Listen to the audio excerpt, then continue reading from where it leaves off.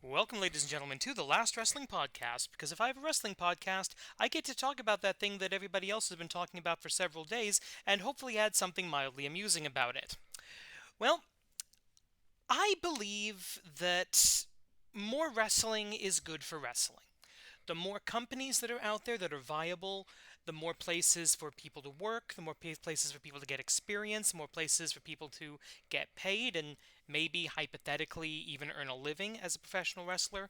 That is good for the business, the sport, the art, whatever you want to call it. Whatever it is, more is better. And when you have a variety of different promotions, you can have different styles that cater to different audiences. You can have kid friendly, high flying superhero wrestling. You can have brawling, hardcore, you know, geek show wrestling, although you probably shouldn't. You can have technical wrestling, you can have lucha libre, you can have, whatever your local country's style of wrestling happens to be. You can have very Canadian wrestling, very Japanese wrestling, very Mexican wrestling, very British wrestling, very nice, very evil wrestling. You can have all sorts of wrestling. And then, apparently, you're going to have conservative slash libertarian douche bro wrestling. That's right, we're talking about control your narrative. That's right, the wrestling promotion so cutting edge, so popular, so on the tip of the zeitgeist that they don't even have a Wikipedia page, is in the news at the moment. And going back, here's what I know about Control Your Narrative. It's a few guys from WWE that got fired over the course of the last year or so when WWE was just firing everybody, who either couldn't get hired or were just too damn toxic to be hired anywhere else and had to start their own thing. Apparently, the founder of this project is EC3, Ethan Carter III. He's I don't remember his real name and I don't really care. And his idea was that he got shafted by corporate wrestling, so he's going to take control back from the bookers and the writers and the corporate suits, and he's going to control the narrative. And as we all know from the early years of TNA, basing your entire character on how WWE screwed you during your run there always works all the time and everybody loves it. I first became aware of this when EC3, after losing a match at Ring of Honor's Final Battle 2021, teamed up with the debuting Unleashed Titan, Adam Scherr, Braun Strowman, and two goons, one of whom was Wesley Blake. I don't know what name he's going by now, and I don't care. And they said they were going to control the narrative. Well, what the hell does that mean? Apparently, that means they're starting their own promotion, where, and this is just off of Wikipedia from EC3's own page, wrestlers will book their own angles. That's stupid. Wrestling is an ego driven business at the best of times, and if that's a shoot comment, if they really do mean that they're going to let people come in and book their own stuff for every show, that's going to be a complete disaster. Now, if that's just kayfabe, it's still really, really dumb because it means there's no. Because one, we're saying that the wrestlers are booking their own feuds. To quote Eddie Kingston, this is going to be one of my favorite quotes of all time, I think. Kayfabe may be dead, but we don't have to piss on its grave. Well, it was announced that this was supposed to be some kind of a promotion, and it was announced that they had a network television deal coming soon, which means they had absolutely nothing and were trying to pretend otherwise. Sorry, unless the contract is signed, you got dick. And if you had more than dick, you would say you had more than dick. You didn't. You ain't got TV. So, this is ridiculous. They did apparently do a show where a whole bunch of people you've never heard of wrestled each other, and Braun Strowman kicked a child in the face. No, I'm not making that up. Off of that wave of good publicity, they decided that they were going to release their rules and regulations for CYN wrestling. And oh dear sweet Flair, this is not good. Challenging the old cliche that all publicity is good publicity, or there's no such thing as bad publicity, these guys have been made fun of by pretty much everybody from the basically everybody who follows wrestling close enough to have any idea who the hell these guys are has been making fun of this. And guess what? It's my turn. because I've got a YouTube channel and nobody can technically stop me. So here we go, the rules and regulations of Control Your Narrative. Now, everybody has been making fun of this, and frankly, rightly so, but I want to take a look at it and see, is there a good idea hidden under all this nonsense? Probably not, but we're going to take a look. Rule 1, you are in control. Rule 2, you are in control. Somebody saw Fight Club, somebody didn't get it, which is why I'm convinced this is Libertarian douche bro wrestling. Okay, first off, if you want to be a revolution, if you want to control the narrative, maybe don't copy a movie that's like 21, 22 years old at this point. Fight Club came out in 1999, and it wasn't as cool as people thought it was back then. Okay, so you are in control. This goes back to that idea that the wrestlers are going to book their own angles, which, again, stupid, kills the entire structure of your story. Control the narrative should not mean kill the narrative, and that's what you're trying to do here. But okay, fine, that's also not a rule. In fact, it flies in the face of the concept of rules. That's kind of the whole irony behind the rules of Fight Club, is that it's not supposed to have rules. And it's supposed to be anti-authoritarian, it's supposed to be anti-society, and, all that, stuff that libertarians love because they don't understand. Okay, so we're a quarter of the way in and we don't have any actual rules yet. 3. Fights end when you tap out, get knocked out, can't stand, or quit. Sanctioned matches can end via pinfall. Okay, I'm a little worried by the use of scare quotes here, and this will be a thing throughout all of this.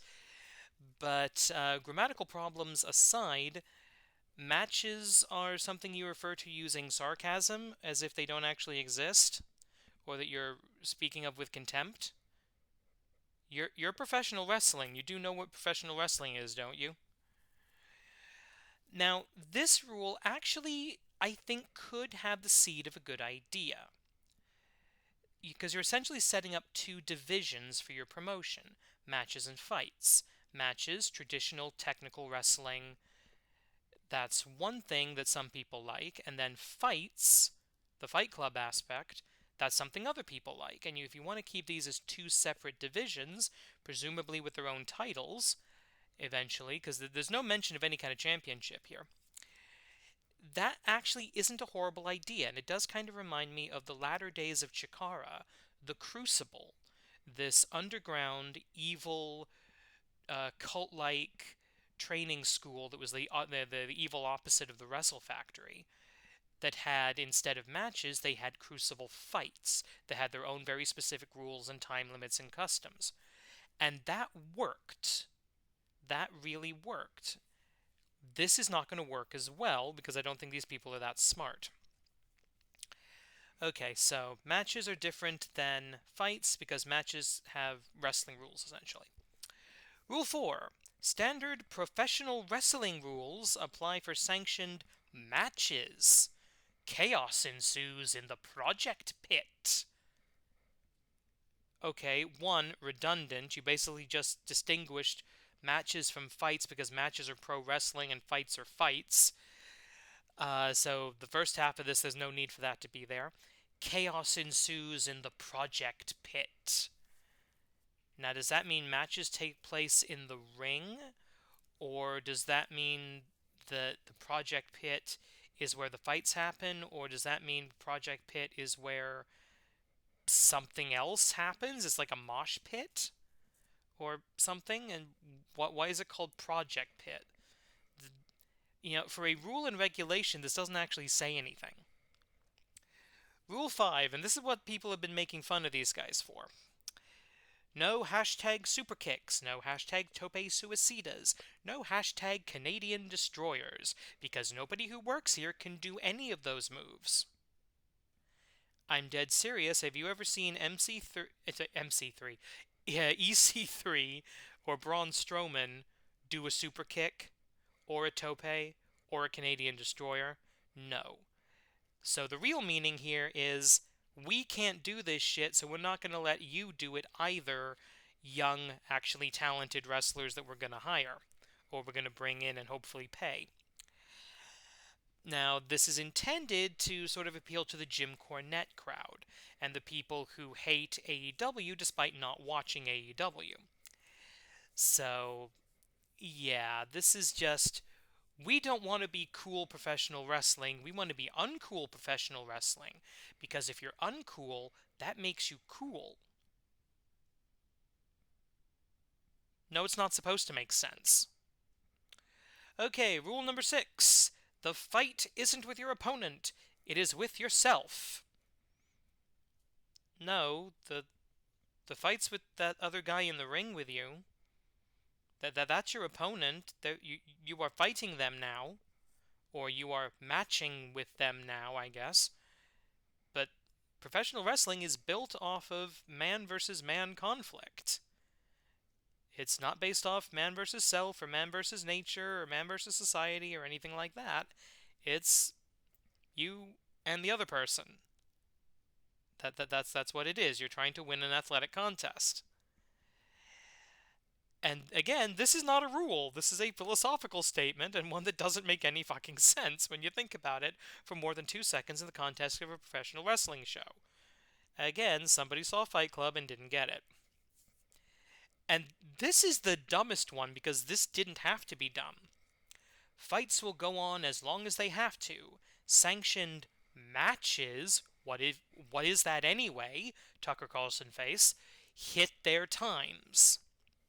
Okay, hit their times is a wrestling television term for segments on a scripted television show or a planned television show have to go a certain number of minutes in order so that you can get through your entire show before the end of your broadcast window.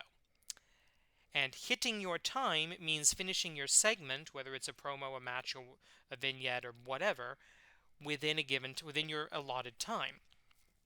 And this is considered a sign of professionalism to the point that when William Regal went over his time on his first promo in AEW, he felt the professional obligation to personally and publicly apologize. So that's how important hitting your time is. Now, what you have done by using this term hit their times is, going back to the Eddie Kingston quote, kayfabe may be dead, but we don't have to piss on its grave. And you've got a bladder control problem. You've just said that this show, at least the matches, are fake. Because it's professional wrestling, and professional wrestling is fake. Yeah, we know. So in what is obviously an attempt to get too cute by half by just using, insider wrestling terms to sound cool, which again, this is a 1990s throwback. This is a late 90s, early 2000s, ECW just shut down, so let's try to get that audience. This isn't a wrestling show, this is a time capsule. This is ridiculous. And the last rule, number 8, if you want to control your narrative, you have to fight. Yes, you saw Fight Club, you didn't understand Fight Club, you didn't read the book, and you based your entire personal philosophy around something you didn't understand. We know.